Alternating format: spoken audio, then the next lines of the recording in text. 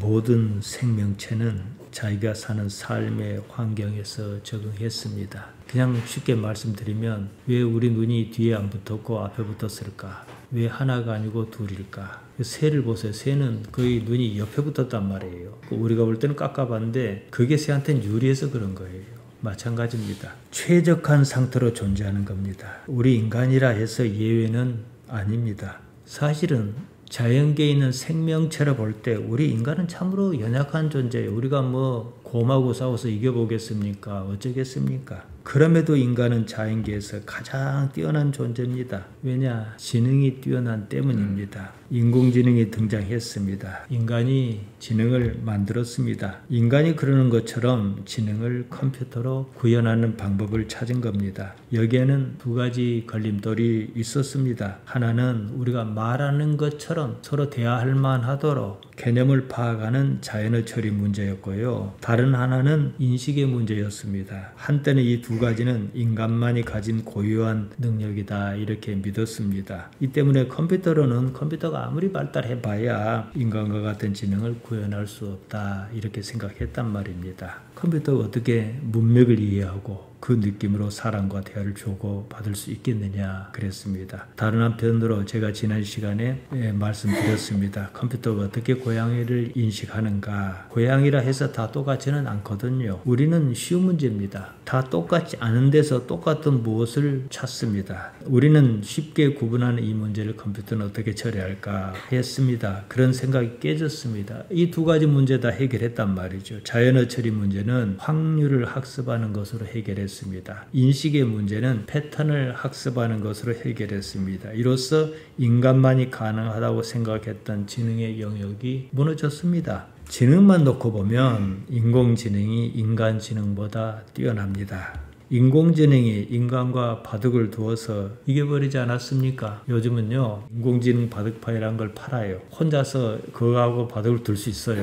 물러달라면 물러주기도 하고 훈수를 두어달라고 하면 그렇게도 하고 그럽니다. 인공지능하고 바둑 두어서는 이길 방법이 없어요. 그러니까 인간끼리만 하죠. 이서돌이 인공지능에게 완패하지 않았습니까? 이제는 지능이 뛰어나기 때문에 인간이다 이렇게 말할 수 없는 단계에 이르렀다는 겁니다. 지능으로는 인간을 다른 존재와 구분할 수 없습니다. 인간보다 지능이 더 뛰어난 존재가 나와버린 겁니다. 아무리 그래도 그렇지 어떻게 기계가 존재할 수 있느냐 이렇게 말할 수 있습니다. 존재 맞습니다. 또 다른 방식의 존재입니다. 생물학과 물리학을 아는 사람이라면 우리가 존재라고 여기는 그 존재가 얼마나 하찮은지 압니다. 깊이 따지고 보면 모든 존재가 사실은요 기계적으로 움직인다는 거예요. 생체 장치는 어떤 일련의 절차에 따라 작동합니다. 우리 육체가 그렇습니다. 육체의 요구는 매우 다양하고 정교합니다. 무엇을 좋아한다든지 싫어한다든지 모두가 육체의 요구에 따라서 이루어지는 반응입니다. 요즘 같은 날이면 시원한 냉면이 먹고 싶습니다. 육체가 그렇게 요구하고 거기에 반응합니다. 인공지능은 육체가 어떻게 작동하는가 그것을 본떠서 구현한 겁니다. 육체는 무엇을 말해야 하는지 확률로 판단합니다. 육체는 또한 무엇을 어떻게 같은 종류라고 인식할 것인지 패턴으로 판단합니다. 인공지능이 그러지 않습니까? 육체의 모든 작동은 기계적입니다. 육체의 모든 요구는 이런 작동 방식에 따라 반응하면서 나타납니다. 하지만 인간에게는요 이런 지능 말고 다른 무엇이 있습니다. 의식입니다.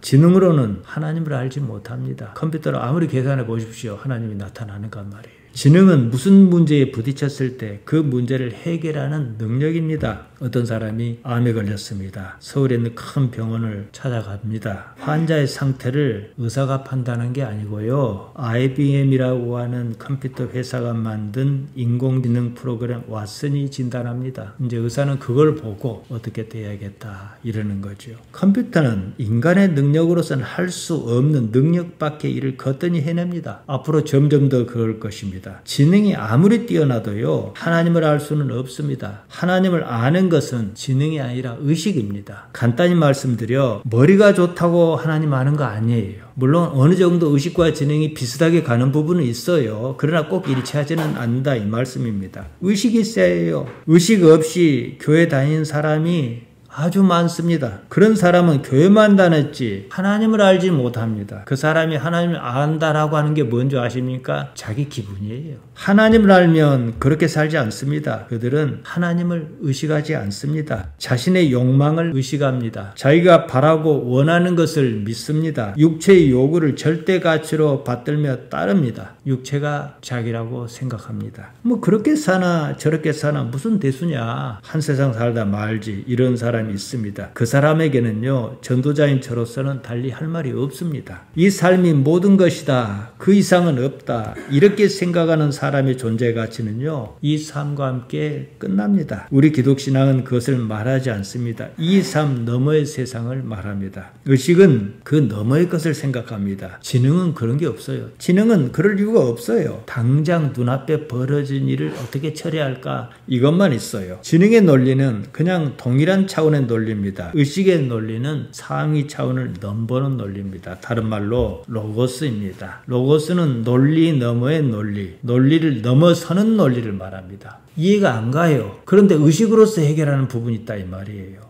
바울은 하나님의 로고스, 하나님의 논리를 얘기했습니다. 고린도전서 1장 18절입니다. 십자가의 도가 멸망하는 자에게는 미련한 것이요 구원을 얻는 우리에게는 하나님의 능력이다. 이렇게 말했습니다. 여기서 도라는 말 로고스라고 제가 수차 말씀드렸습니다. 자, 생각해 보세요. 이 말씀을 그대로 보세요. 십자가는 나 없다 하는 거예요. 죽는 거예요. 근데 어째 그게 하나님의 능력이란 말이에요. 이해할 수가 없습니다. 근데 의식은 알아요, 그걸. 자, 우리는 이해를 못해요. 나 이해를 못하니까 그거 못 따르겠다. 그러면은 능력형 인간입니다. 상당히 똑똑하지요. 나 죽어버리면 그만인데 그게 무슨 소리냐 그럴 거란 말이에요. 그러나 우리는 논리적으로 우리 입으로는 설명 못하지만 그래야 산다라고 하는 의식이 있단 말이에요. 그 사람은 그걸 따를 거란 말이에요. 이게 의식형 인간입니다. 그래서 그 사람에게는 바로 십자가가 하나님의 능력이다. 이 말씀이에요. 하나님의 논리라는 거지요. 십자가는 육체의 요구를 완전히 묵살합니다. 흔히들 육체가 죽으면 그냥 거기서 끝난다 이렇게 생각합니다. 육체의 요구에 따라 생각하면 십자가는 도저히 있을 수 없는 일입니다. 그렇지 않다는 겁니다. 십자가는요, 세상을 사는 전혀 새로운 방법입니다. 이것이 하나님의 논리 로고스라는 거예요. 십자가의 논리는 육체의 논리가 아닙니다. 육체의 논리가 아니면 무엇이겠습니까? 육체 아니면 뭐라 했습니까? 영이라 말씀드렸지요. 영의 논리가 아니겠습니까? 푸뉴마의 논리입니다. 우리가 푸뉴마를 바로 할 수는 없습니다. 육체를 오롯이 벗어나는 그 경험이 있을 때 이것이 이제 조금 숙달해야 해요. 여기에 대해서. 그러면 이런 게 푸뉴마구나 라고 느낌이 옵니다. 무엇이 푸뉴마다 설명할 수는 없어요. 우리가 가끔은 말이에요, 깊은 기도를 경험할 때가 있습니다. 그때 무엇을 느낍니까? 내가 사라져버려요. 그게 영이에요. 내가 있으면 영이 아니에요. 육체를 넘어서는 그것, 순수한 의식입니다. 육체와 자신을 동일시하면은 푸뉴마를 알아차릴 수가 없습니다. 육체는 푸뉴마의 논리를 받아들이지 않습니다. 육체는 푸뉴마의 요구를 수용하지 않습니다. 우리가 육체 가운데 살더라도 어떻게든 이 육체를 벗어나는 무엇이 있어야만 합니다. 이것이 바로 노모이투 데우, 하나님의 법이라고 지난 시간에 말씀드렸습니다. 나에게 육체의 요구가 무엇인지 그것을 의식하는 의식이 있습니다. 이런 상황에서 우리가 뭐라 설명할 수는 없어도 푸뉴마가 작동한다는 것입니다.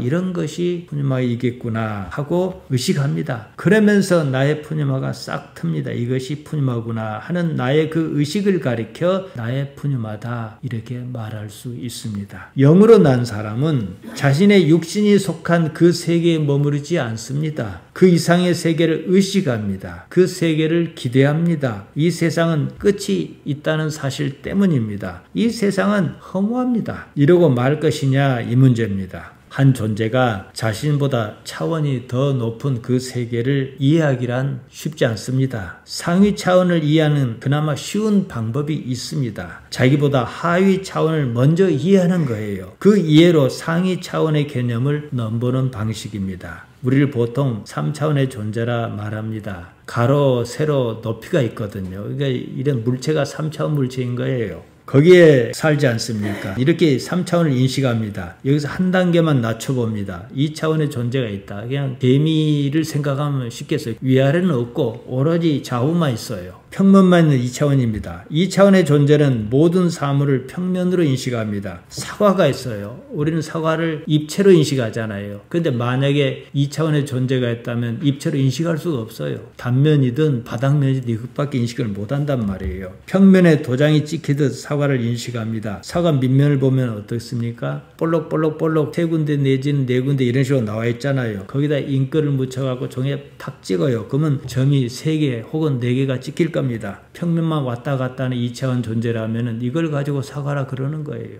우리하고 완전히 다르지요. 새는 이 유리처럼 투명한 평면을 제대로 인식하지 못합니다. 서울에 거의 다 들어가면은 고속도로 주변에 고층 아파트가 있어요. 그러면 자동차 소음이 절로 넘어가지 않도록 방음벽이 있습니다. 방음벽은 내구성 때문에 유리로 만들지는 못하고 유리와 같이 투명한 폴리카보네이트로 만듭니다. 이 안경도 플라스틱 하는데 폴리카보네이트거든요. 그걸 안 보이게 다른 재료로 막아버리면은 그것도 시야를 가리잖아요. 그러니까 유리로 쓸 수는 없으니까 폴리카보네이트로 방음벽을 만든단 말이에요. 새는 이걸 모릅니다. 그게 그냥 터진 공간인 줄 알고 뻥 뚫린 줄 알고 늘 하던 대로 쌩 날아가서 거기를 지나가려고 합니다. 그냥 부딪힙니다. 많은 새가 도시에서 그렇게 죽습니다. 내가 인식하는 그 세계가 절대적이라고 믿는 것은요, 매우 어리석은 일입니다. 아까 그래서 제가 2차원, 3차원을 말씀드린 거예요. 새가 유리창을 인식하지 못하고 거기에 부딪혀 죽는 것과 같습니다. 우리가 육체 가운데 사는 이 세계는 절대적이지 않습니다. 끝이 있습니다.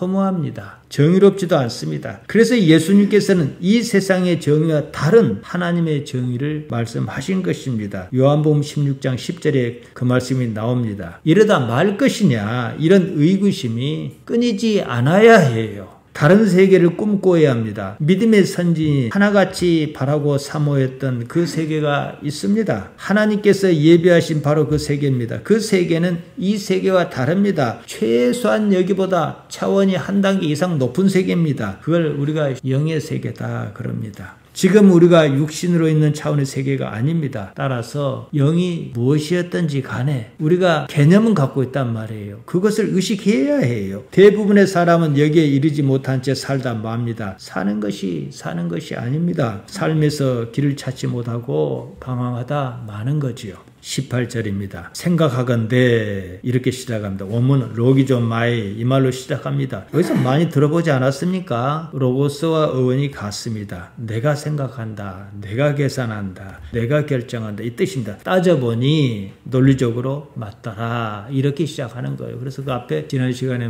구구절절히 설명을 했습니다. 무엇을 따져봤습니까? 쌀것을 따르지 말고 즉 육체를 따르지 말고 푸뉴마를 따라야 한다. 이것을 따져봤다는 겁니다. 육체에 속한 인간으로 살다 말 것이냐 아니면 영에 속한 인간을 추구할 것이냐 이 얘기를 하려는 거예요. 제가 조금 앞서 지능과 의식을 말씀드렸습니다. 과거에는 인간을 규정할 때 지능을 앞세워 판단했습니다. IQ가 얼마냐 똑똑하냐 이렇게 판단했단 말이에요. 반대의 개념이 있어요. 멍청이, 바보, 엉구 이런 말이 있습니다. 지능이 모자란다 이것을 표현한 말이에요. 물론 인간은 자연계의 어떤 다른 생명체보다도 지능이 높은 것은 사실입니다. 지능은 높은데 의식이 없으면 육체적 인간입니다. 그런 사람들 있지요. 사기꾼요. 지능이 없으면 사기를 칠 수가 없어. 머리가 나쁜데 어떻게 사기를 치겠습니까? 지능이 낮은 사람은요 사기를 쳐도 큰 사기는 못 쳐요. 의식이 낮은 그 사람은 지금 살고 있는 그 이상의 세계를 생각하지 않습니다. 지능이 아무리 높아도 그래요. 인공지능을 말씀드렸습니다. 세상이 지능이 극대화를 향해 치닫습니다. 지능만 가지고 말할 것 같으면 인간은 쓸모 없어집니다. 지능만으로는 살 수 없다 이 말입니다. 의식형 인간이어야 해요. 나는 무엇을 의식하는가 이 말이지요. 고난, 파데마입니다. 괴로움이에요. 괴로움은 누구나 다 인식합니다. 불교가 왜 생겼습니까? 왜 인생이 이러냐? 왜 인생에 고통이 있는가? 여기서 시작하지 않았습니까? 사실 우리도 마찬가지예요. 우리는 고통의 원인을 뭐라 봤습니까? 하마르티아다. 하마르티아는 육신을 장악하고 있다. 이거잖아요. 좀 이따 보겠습니다. 육체를 가진 사람이라면 다 그럽니다. 삶이 고난이에요. 육체적 인간은 그저 고난을 피하려고만 합니다. 고난이 무엇인지 의식하지 않습니다. 평생 동안 고난만 피하다가 그렇게 살다가 그렇게 죽습니다. 영광, 독사입니다. 이 말은 독해요소 말입니다. 기본 의미는 나는 나는 생각한다 이거예요. 나는 무엇이라고 간주한다 이런 뜻에서 다른 사람이 나를 어떻게 생각하는가 이게 독사예요. 그러니까 독사가 뭡니까? 평판이나 명성, 영화를 의미합니다. 우리에게 나타날 영광, 남이 날 알아주는 평판 거기에 만족하는 게 아니라는 거지요. 하나님의 평판을 바라고 또 그것이 만족스러우냐 이거예요. 하나님께서 나를 알아주신다. 내가 이렇게 살고 있고 이런 생각을 하고 사는 것을 하나님께 알아주신다. 그 사실이 즐겁습니다. 이것이 하나님의 영광을 구하는 겁니다. 그런데 보통 어떻게 합니까? 사람이 알아주기를 바라고 그것을 구합니다. 유대인은 하나님의 백성이다 그랬습니다.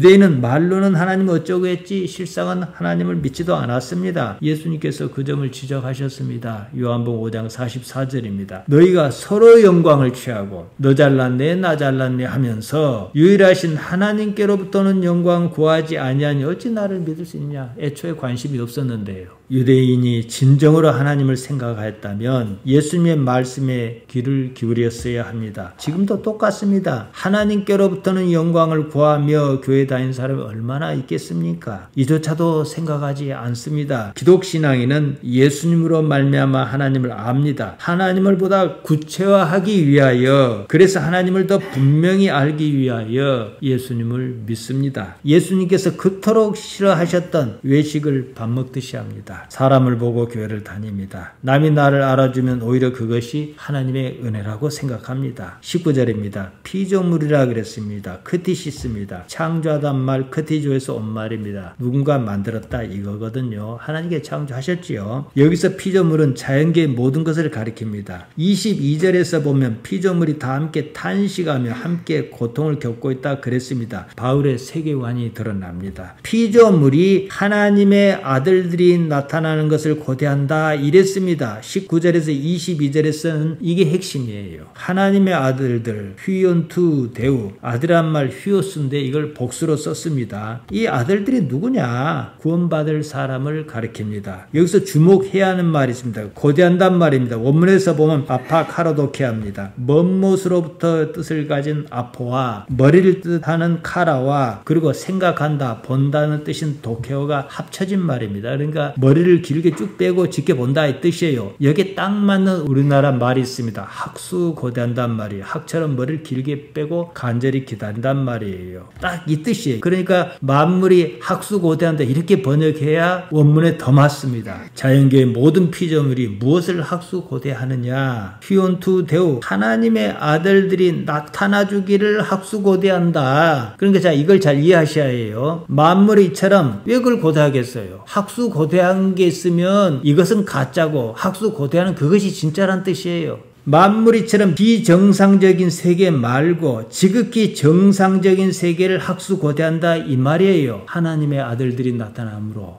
하나님의 자녀가 나타남으로 그러니까 하나님의 아들들 그러면 그게 가족 구성원처럼 그런 느낌으로 들리지 않습니까? 이게 뭐 언어의 한계긴 합니다. 그러면 그 세계가 진짜냐? 이게 진짜냐? 이 말이에요. 인간이 없는 자연계는 의미가 없잖아요. 그러니까 만물이 하나님의 아들들이 나타나기를 학수고대한다 이 말입니다. 바울의 세계관입니다. 이 세상은 하마르티아의 세계입니다. 비정상의 세계입니다. 어째서 세상에 이런지는 모릅니다. 다만 어떻게 이 세계에서 벗어날 것인가 이것이 성경이 우리에게 주는 거예요. 바울의 세계관에 따르면 모든 피조물이 그 세계를 학수고대한다 이 말입니다. 우리가 기대하고 바라야 하는 세계는 하마르티아가 판치는 이런 세계가 아니라는 거예요. 사실 기독신앙인으로서 우리가 그러지 않습니까? 이런 세계에서 무슨 영광을 기대하고 산다는 것은 다 헛일이다 이 뜻입니다. 20절입니다. 피조물이 허무한데 굴복했다 그랬습니다. 한편으로 그런 것은 자기 뜻이 아니에요. 오직 굴복하게 하시는 이로 말미암음이라 이랬습니다. 허무한데 마타이오테스입니다. 텅 빈 것, 공허한 것, 목적이 없는 것, 험한 것입니다. 제가 지난 시간에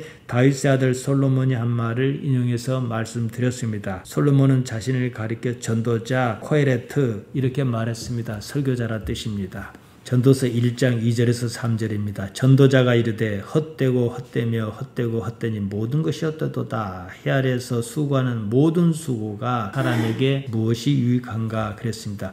헛되다는 말이 5번이나 나옵니다. 헤벨입니다. 원래 이 말은 숨이나 호흡을 의미하는 말이었습니다. 그것도 증발, 수증기 이렇게 쓰이다가 김이 빠지는 것을 뜻하는 말로 험한 것을 가리킵니다. 뭐 실망할 말은 있으면 우리 뭐랍니까? 김샜다 그러잖아요. 이 세상이 원래 김새는 거다 이 말이에요. 인생이 무엇인지 조금이라도 의식이 있는 사람이라면, 깨달은 사람이라면 이런 말을 할 수밖에 없습니다. 이런 인식이 있어야 합니다. 피조물이 허무한데 굴복했다 그렇습니다. 이 세상은 마타이오테스, 목적이 없다, 공허하다, 허무하다 이 말입니다. 하나님께서 그렇게 하셨다는 거예요. 현상계가 이렇습니다. 이런 세계가 전부인 것처럼 믿지 말라. 다른 세계를 꿈꿔라 이 얘기입니다. 바울의 세계관은 인간 중심주의적 세계관입니다. 모든 피조물이 인간이 어떻게 하느냐는 것을 고대하고 있어요. 바라보고 있습니다. 다만 일반적으로 말하는 인간 중심주의와는 좀 다릅니다. 보통 인간 중심주의라 그러면 인간이 세계 중심이라고 보는 거예요. 하나님을 인정하지 않습니다. 하지만 바울의 세계관은 다릅니다. 그래서 제가 인간 중심주의적이다 이렇게 말씀드린 거예요. 바울이 생각하는 인간은 생체장치로 운영하는 인간이 아닙니다. 생체장치 즉 사르크에서 벗어나야 하는 당내의 인간을 말합니다. 이 세계를 헛것이라고 규정했습니다. 헛것에 매이는 인간은 그 자체가 헛것일 수밖에 없습니다. 영의 세계 곧 푸뉴마의 세계가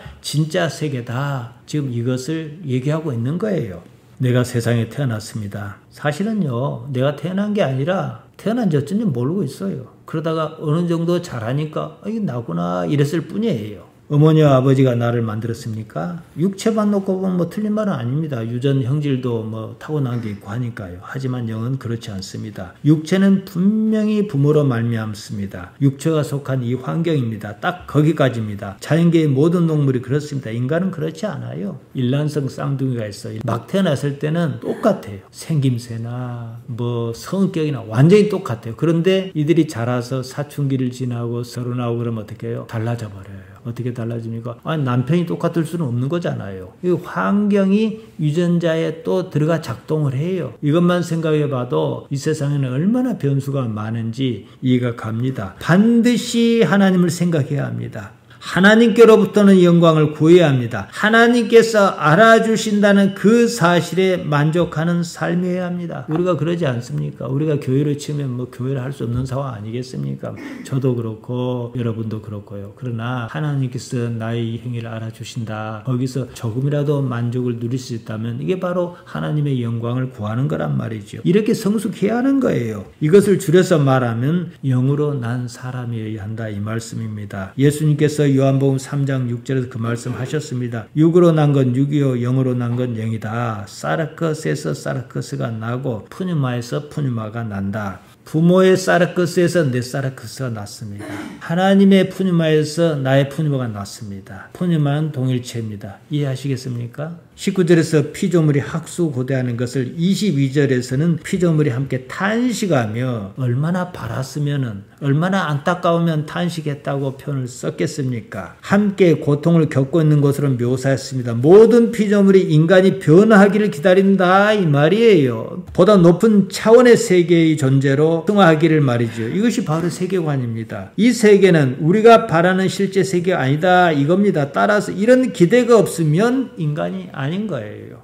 23절입니다. 그뿐 아니라 또한 우리 곧 성령의 처음 익은 열매를 받은 우리까지도 속으로 탄식하여 양자 될 것 곧 우리 몸의 속량을 기다리니라. 그뿐 아니라 말을 이어가겠다 이 말입니다. 그래서 성령이란 말 나옵니다. 푸뉴마예요. 성령이든 영이든 이 말이 나오면 원문에서 모두가 푸뉴마입니다. 푸뉴마는 하나님의 양태를 가리킵니다. 하나님께서 어떤 식으로 나타나시는가는 거예요. 그 형편을 말하는 것이라고 제가 말씀드렸습니다. 성령의 처음 익은 열매라 그랬습니다. 사도행전에 이런 얘기가 나옵니다. 예수님께서 부활하시고 얼마 동안 제자와 함께 계시다가 승천하셨습니다. 그때부터 이들이 뭐 했습니까? 50일을 기다렸습니다. 그래서 오순절이에요. 그리고 성령이 임했다 이 말이에요. 교회에서는 부활절 이후 50일째 날을 오순절이라 그럽니다. 그때 하나님께서 푸님하러 나타나셨는데 그날을 기념합니다. 그 전에는 안 나타나셨냐? 그건 아니에요. 하나님께서 특별한 사람에게 특별한 방식으로 나타나셨습니다. 마치 모세에게 호렙산에서 나타나신 것처럼 말입니다. 예수님의 사건 이후에 하나님께서 모든 사람에게 보편적으로 나타나셨습니다. 이것이 예수님의 십자가 사건 이전과 다른 거예요. 그것을 다루는 것이 사도행전입니다. 여기서 중요한 것은 성령의 역사가 보편적인 일이었다는 거예요. 당시에 보통 사람이 오순절에 처음으로 성령의 역사를 경험했습니다. 이것이 성령의 처음 익은 열매, 아파르케, 첫 열매를 받았다 이 말이에요. 그 무리가 그랬다는 거거든요. 그러니까 그걸 주지시키는 거예요. 그들은 그렇다 치고 오늘날 우리가 성령 하나님의 푸님을 받았는지 안 받았는지 어떻게 구분할 거냐는 얘기예요. 제가 여러분께 하나님의 영을 받았습니까? 이렇게 막 따지고 물으면 자신 있게 받았다고 말하기도 그렇고 아니요 아직은 못 받고 있습니다 이렇게 말하기도 그렇고 이럴 거예요. 간단하게 구분하는 방법이 있습니다. 23절 하반절에 나옵니다. 속으로 탄식하면서 양자가 될 것 곧 우리 몸의 속량을 기다리느냐 이겁니다. 다시 말씀드리면 이 세계 말고 하나님의 세계 하나님을 의식하는 그것이 있으면 구원받은 거예요. 영이 있는 거예요. 이제 성숙하는 문제는 좀 있겠지만 말입니다. 양자가 될 것, 휴오데시아입니다. 양자를 삼는 것을 말합니다. 지난 시간에 말씀드렸어요. 바울 시대에 로마에서 양자를 삼았다 그러면 내 후계자다 이 말이에요. 정치적 계승, 상속권, 사회적 지위 상승 등 복합적인 의미가 있었습니다. 오늘날 우리 개념과 다릅니다. 우리는 양자를 원하지 않습니다. 친자를 원합니다. 바울이 말한 양자라는 말의 개념을 생각하고 바울이 무엇을 말하려고 했는가 맥락을 이해해야 합니다. 하나님과 무슨 관계냐는 거예요. 간단히 말씀드리면 이렇습니다. 하나님의 아들, 하나님의 휴오스이기를 원하느냐 내가 지금 하나님의 아들이기를 원하느냐는 거예요. 스테나조 탄식하면서 말이에요. 아폴리트로신 투 소마토스 몸의 속량을 기다린다 그랬습니다. 옛날 성경에서는 속량을 구속이라고 번역했습니다. 같은 말입니다. 속량이든 구속이든 대신 무엇을 하여 풀려나는 거예요. 기독교 교리는요 예수님께서 나를 속량하셨다 그럽니다. 여기에 대해서는 제가 누차 말씀드렸습니다. 다분히 교리적인 표현입니다. 원칙적으로 구조적으로 그렇다는 말입니다. 하지만 거기에는 실제적으로 뒤따르는 무엇이 있어야 합니다. 나도 예수님과 같이 자기를 부인하고 자기 십자가를 지겠는가 이거예요. 이게 뒤따르지 않으면 의미 없는 헛소리입니다. 대개는 이것을 많이 오해합니다. 예수님께서 나를 속량하셨다 그리고 끝내요. 실제적으로 예수님을 뒤따르는 무엇이 없습니다. 자기 혼자 생각해 자기 관념적으로 나는 그래서 자유인이다 이런단 말이죠. 예수님께서는 당신을 따르는 무리에게 분명히 말씀하셨습니다. 마가복음 8장 34절입니다. 무리와 제자를 불러 이르시되 아무든지 나를 따라오려거든 자기를 부인하고 자기 십자가를 지고 나를 좇을 것이니라 이러셨어요. 예수님의 말씀은 관념에 머무르지 말고 실제로 그렇게 하라는 거예요. 바울은 아폴리트로신 투 소마토스 몸의 속량이라 그랬습니다. 소마토스는 몸을 가리키는 말 소마를 속격으로 쓴 겁니다. 여기서 우리가 구분해야 해요. 제가 가끔가다 말씀드립니다. 육체 그러면 사르커스예요. 그냥 숨쉬고 있는 살덩입니다. 근데 소마 그러면 우리가 어쩔 수 없어서 몸이라고 번역을 합니다. 그러면 개념이 좀 넓어져요. 육체는 단순히 살덩이를 가리키지만 소마는 생각이 들어있고 의식이 들어있고 삶을 기반하는 걸 함께 아우르는 말이란 말이죠. 육체는 하마르티아에 빠져 있습니다. 속량 거기서 벗어난 겁니다. 여기서 소마의 속량이라고 말한 이유가 있습니다. 삶이 육체의 지배를 받지 않게 해라는 거예요. 정리하면 이렇습니다. 하마르티아가 육체를 지배합니다. 육체는 일반적으로 육체적 인간에게는 이래요. 육체는 또다시 삶의 주체인 몸을 지배하는 이런 구조라는 거예요. 소마를 지배해요. 소마는요 육체에 속하기도 하고 영에 기웃거리기도 하고 이런 상태예요. 중간 양다리 걸치기 비슷해요. 그리고 육체적 인간은 뭐예요? 육체 쏠리는 거고 그나마 하나님을 의식하는 영적 인간은 어떻게 해요? 이쪽으로 쏠리는 거예요. 그런데 딱 죽음이라고 하는 결정적 순간이 닥치면 육체는 그냥 시체가 되는 거예요. 근데 육체를 믿습니다고 떠받들며 사는 사람은 이제 의식이 하나도 잘하지 못하고 그냥 거꾸로질 것이고, 살면서도 요 영의 영역을 생각하고 하나님을 의식하고 사는 사람은 뭐예요? 나 떨어져 나가네 이러고 말 거란 얘기예요. 육체적 인간 그럼 무슨 느낌이 듭니까? 속물이라는 느낌이 들지 않습니까? 교양이나 식견 없이 그저 자신의 이익이나 명예만 마음이 급급한 사람입니다. 육체의 지배를 받는 사람입니다. 24절입니다. 우리가 소망으로 구원을 얻었다 그랬습니다. 소망, 엘피스입니다. 기대하는 것을 말합니다. 기대하는 것으로 구원을 얻었다 이랬습니다. 구원을 얻었다. 소조가 과거형으로 쓰여 에소데멘이라 그랬습니다. 앞으로 구원을 얻을 것이 아니라 이미 구원을 얻었다 이 말입니다. 즉 구원은 무엇을 기대하느냐 이것으로 정해진다는 말이에요. 소망, 엘피스.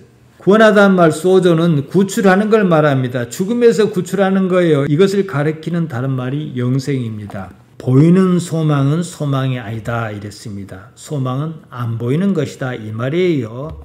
이것을 가장 쉽게 설명하는 말이 있습니다. 히브리서 11장 1절에서 2절입니다. 믿음은 바라는 것의 실상이요 보지 못하는 것의 증거니 선진들이 이로써 증거를 얻었느니라. 히브리서 11장 1절에서 뭐라 했습니까? 보지 못하는 것이라 그랬잖아요. 같은 말입니다. 믿음은 바라는 것, 소망이다. 그 소망은 눈에 보이는 것이 아니다. 보이지 않는 그것이 증거다. 우리 선진들이 그랬다. 이 말씀입니다. 25절 이것을 보충합니다. 우리가 보지 못하는 것 무엇입니까? 소망, 엘피스입니다. 그러니까 엘피스는 뭐예요? 소망 그러면은 우리가 기대하는 거예요. 엘피스는요. 그것을 바란다면, 여기까지가 문제가 없다면 그 다음 뭐 어떻게 하라고요? 참고 기다려라 이 말이에요. 바라다는 말 엘피조입니다. 앞서 소망이란 말 엘피스가 동사로 쓰였습니다. 하나님을 바라는데 문제가 없다면, 하나님을 의식한다면, 하나님을 생각한다면 이제 할 일은 하나뿐입니다. 참고 기다리는 거예요. 참는 것이나 기다리는 것이나 끈기를 요구합니다. 바라는 것이 확고할 때라야 그게 가능합니다. 대충 바란다거나 있으면 좋고 없으면 말고 이런 식으로 바라면 참고 기다릴 수 없습니다. 교회 잘 다니다가 그만둔 사람이 있습니다. 그런 사람을 가만히 생각하면 어떤 느낌이 드니까 그럴 줄 알았다 이런 느낌이 들잖아요. 그들이 인내심이 없어서 그만둔 게 아니에요. 바라는 것이 강력하지 않았기 때문입니다. 내가 이 일을 왜 해야 하나 싶었던 거예요. 하나님을 바란다면, 하나님을 바라는 그것이 강력하다면 그것을 끝을 봐야 해요. 그들에게는 그런 게 없었던 거예요. 그러니까 내가 하나님을 강하게 바라는 거, 이게 소망인 거예요. 26절입니다. 탄식이란 말이 나옵니다. 스테나그모스입니다. 한숨 짓는 거예요. 오늘 본문에서 이 말이 아주 자주 나옵니다. 만물의 탄식, 구원을 바라는 인간의 탄식, 영의 탄식 이렇습니다. 절망하여 탄식하는 게 아니에요. 그러지 말아야 하는 상황에 대한 탄식입니다. 26절에 성령이 돕는다 이 말입니다. 하나님께서 영으로 푸뉴마로 나타나 도우신다 이 말을 하려는 것입니다. 연약함 아스데네이아입니다. 앞서 19절에서 보았습니다. 힘이 없는 것, 무기력한 것입니다. 기도하다는 말과 간구하다는 말이 나옵니다. 서로 다르게 쓰였습니다. 기도하다, 프로시코마이, 먼것을 향하여 간청하는 겁니다. 우리가 알고 있는 그대로입니다. 간구하다, 휘페른 튠가노입니다. 휘페르, 먼것을 위하여, 먼것에 대하여 엔튠가노, 만나다, 접근하다, 탄원하다 이 말입니다. 그래서 이 말은 중재하다, 조정하다 이렇게 쓰입니다. 하나님께서도 내가 힘이 없는 줄 아신다. 다만 내가 하고자 하는 그것이 있느냐는 거예요. 하고자 하는 그것이 있기만 한다면 하나님께서 영으로 나타나 도우신다 이 말씀입니다. 여기서 중요한 개념은 내가 하고자 하느냐 이거예요. 27절에 그 말이 나옵니다. 마음을 살피신 이가 성령의 생각을 아시나니 이랬습니다. 번역한 이 말 그대로 놓고 보면 도대체 이게 뭔 말을 하려는 건지 이해가 잘 안 가요. 마음을 살피시는 이 누가 봐도 하나님입니다. 하나님과 성령을 구분했습니다. 이럴 필요가 있는가 싶습니다. 여기에 대해서는 제가 자주 말씀드렸습니다. 하나님께서 다 아신다 그러면 그냥 끝날 일입니다. 분명하게 설명할 수 없는 한계가 보입니다. 이런 상황에서 언제부터인가 우리 사회에서 성령님 어쩌고 그럽니다. 몰라서 그런 거예요. 앞서 말씀드렸어요. 성령 푸뉴마입니다. 영 푸뉴마입니다. 번역 성경에는 성령이라 했다 영이라 했다가 이렇게 하는데요. 원본에는 똑같이 푸뉴마입니다. 뭐 성자를 붙였던 때든 다 푸뉴마예요. 나에게 영이 있습니다. 그러면 그 또한 푸뉴마입니다. 성경 원문은 구분하지 않습니다. 번역하는 사람이 번역하면서 영, 성령 이렇게 구분이 있는 것처럼 번역해서 다른 말처럼 느끼도록 했습니다. 하나님의 뜻대로 카타, 데온, 여기에 뜻이라는 말은 없습니다. 카타, 뭐뭘 따르다, 데온, 하나님을 따라 이 말이에요. 하나님께서는 푸뉴마로 나타나시면서 역사하시는데 성도가 하나님을 따라가도록 도우신다, 단지 이 말이에요. 하나님께서는 어떻게 우리가 뭐 눈으로 볼 수 있는 분도 아니고 느낄 수 있는 분도 아니고, 그런데 하나님을 느끼는 유일한 방법이 뭐예요? 마치 바람이 임으로 불매 우리가 어디서 와서 어디로 가는지는 모르지만 나타나는 그 능력을 알자. 딱 이 순간에는 뭐가 영인 거죠. 영으로 나타날 때 우리가 알아차릴 수 있다 이 말입니다. 여기서 하는 말은 뭐예요? 나는 혼자가 아니라는 거예요. 28절입니다. 우리가 알거니와 하나님을 사랑하는 자 곧 그의 뜻대로 부르심을 입은 자에게는 모든 것이 합력하여 선을 이루느니라. 합력하여 이루다 시네르게오입니다. 함께 일한다, 동역한다 이 뜻입니다. 그 뜻이라고 번역한 말 프로데시스입니다. 내어놓는 것, 베푸는 것, 계획, 목적, 결의, 배열, 진설,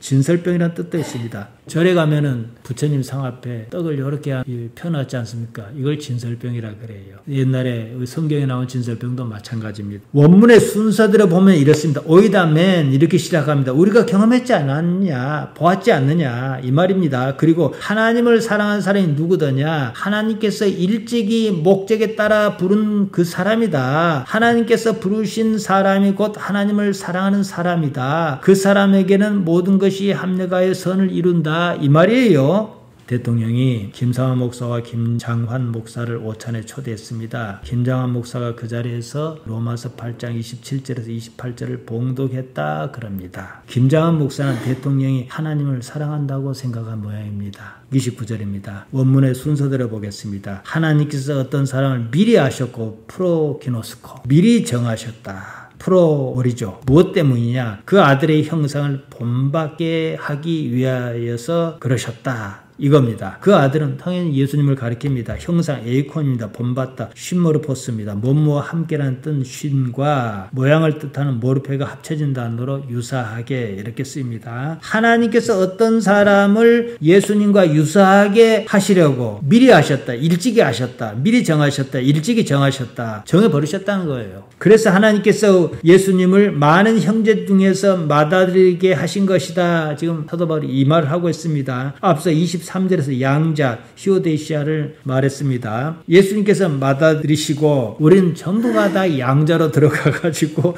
예수님의 동생이다 뜻이에요. 양자냐 아니냐 이게 중요한 게 아니에요. 이건 바울의 개념이에요. 예수님처럼 하나님의 자녀로서 가족이냐 이 문제라는 거예요. 30절입니다. 하나님께서 구원을 받을 사람을 일찍이 정하시고 부르시고는 그들을 디카이오 의롭다 이러셨다는 거예요. 어떤 일이 있었는데 이미 정한 일이다 이 말입니다. 하나님의 주권 바실레이아를 이야기합니다. 하나님께서 부르신 사람이라면 앞으로는 어떻게 할 거냐? 독사죠. 영화로운 일만 남았다는 겁니다. 다 좋습니다. 결코 간과하지 말아야 할 게 있습니다. 내가 진정으로 하나님의 독사, 하나님의 평판을 바라고 그것이 만족스러우냐 이거예요. 하나님과 부대끼는 게 없는 사람이 어떻게 거기에 만족이 있겠습니까? 무슨 감동이 있겠습니까? 하나님께서 나를 부르신 것인지 어쩌신 것인지 모른다 그럽시다. 아는 방법이 있습니다. 내가 하나님을 사랑하는가 이거예요. 로마서 8장 28절을 그냥 쓸 수 있는 말이 아니에요. 하나님을 사랑한다면, 진정으로 하나님을 바란다면, 인생의 목표가 정말로 하나님이라면 하나님께서 나를 부르신 것입니다. 뒤집어서 봅니다. 하나님께서 나를 또 부르셨다면 아무것도 염려할 것이 없어요. 하나님께서 안 부르셨다면 염려해야겠죠. 모든 것이 그 사람에게는 합력하여 결국에는 선을 이룰 것이라는 거예요. 이거 무슨 주문 외는 것도 아니고 자기 체면 거는 거 아니에요. 하나님께서 나를 부르셨는지 안 부르셨는지 내가 어떻게 알 거냐. 내가 하나님을 진정으로 사랑하는가. 내가 이것저것 하나님께 구한 게 사실 많아요. 많은데 가만히 생각해 보니까 그건 다 부수적인 것이었고 하나님을 구하다라는 거예요. 이러면 하나님께서 나를 부르신 게 맞습니다. 택하신 게 맞아요. 그렇다 그러면은 여기까지 전제가 끝났어요. 그렇다 그러면은 당장 내 눈앞에 있는 일이 마음에 들지 않더라도 실망하지 말라는 거예요. 결국 손을 이룰 것이니까. 뭐 눈앞에 일어난 일이 좋으면 그건 말할 것도 없어요. 언급할 이유가 없어요. 여러분 자신이 진정으로 하나님을 바라고 원하는가 생각하고 또 생각해야 해요. 그래서 제가 가끔가다 이런 말씀 드립니다. 하나님을 생각하라. 이 말씀이에요. 하나님을 의식하는 삶, 하나님을 바라는 그 삶을 살기를 바랍니다. 기도하십시다. 하나님 우리 아버지, 우리를 인도하셨습니다. 하나님의 영광을 참으로 바라고 사모하도록 우리를 이끌어 주옵소서. 예수님 이름으로 기도하옵나이다. 아멘.